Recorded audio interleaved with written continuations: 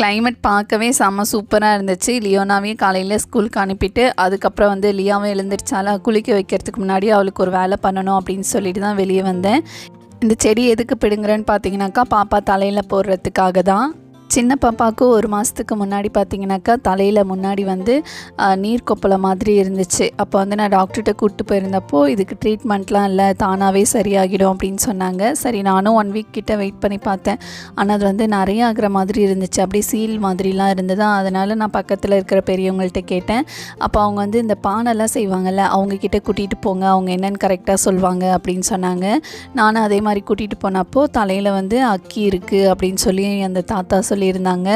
அப்போது 3 டேஸ் போயிட்டு நான் வந்து எழுதிட்டு வந்திருந்தேன். ஆனால் அது சரியாயிடுச்சு. ஆனால் அந்த பக்கு மட்டும் சரியாகலை, அது கொட்டவே இல்லையா. அதனால் அந்த தாத்தா கிட்டே போனப்போ இந்த இலையை தான் பறித்து வெண்ணெயில் குழச்சி இந்த மாதிரி தடவி விட்டு குளிக்க வைக்க சொன்னாங்க. இதோட மீதியை நாளைக்கு